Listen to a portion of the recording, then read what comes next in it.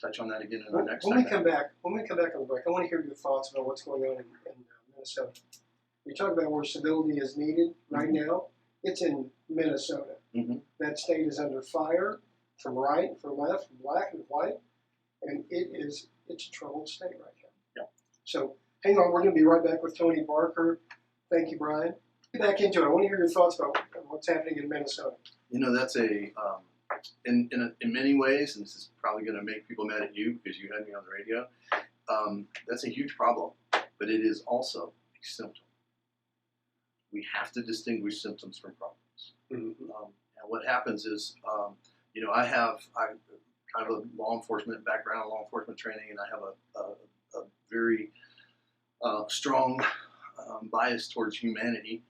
Both sides of that issue are fraught with traps and dangers and that sort of stuff. Anytime anything becomes a political issue, for example, wearing of masks in public spaces, there are people doing it and there are people not doing it. And there are people on both sides of it that are judging and angry and all that. That obviously needed to be solved in a different way. That police officer was wrong. There's just no doubt about it. And I don't know what motivated him to do that. I don't know all of that, all the details, but I know that he had a lot of opportunities to do the right thing and didn't.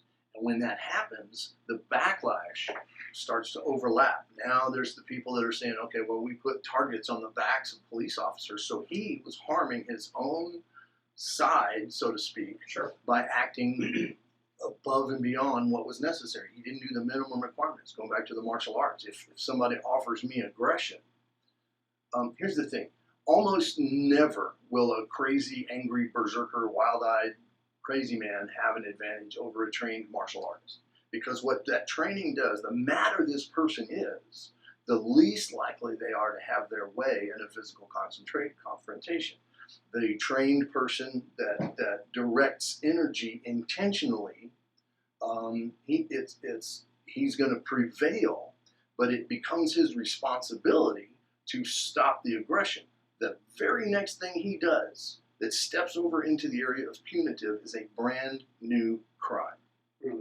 That's assault, all different from other assault, and it doesn't matter what had gone on 5 minutes before. Once you stop the aggressor from being aggressive and neutralize the threat, there's some wiggle room in there. You know, judges understand, hey, I got mad. He was after my wife. He had a knife and he was going to whatever, and you know, these sorts of things happen. But when you start picking up the trash can and wailing on him and singing while you're doing it, you know, whatever, that's a new crime.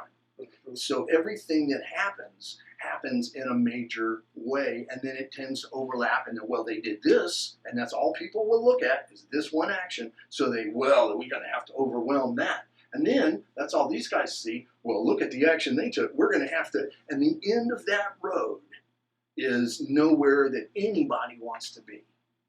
And that happens over and over again. And again, it's a push for civility because we now have the opportunity. I think of it this way.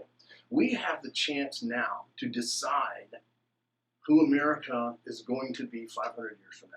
That's our choice. If we don't intentionally choose, we're going to end up wherever we're going. And that terrifies me. I do not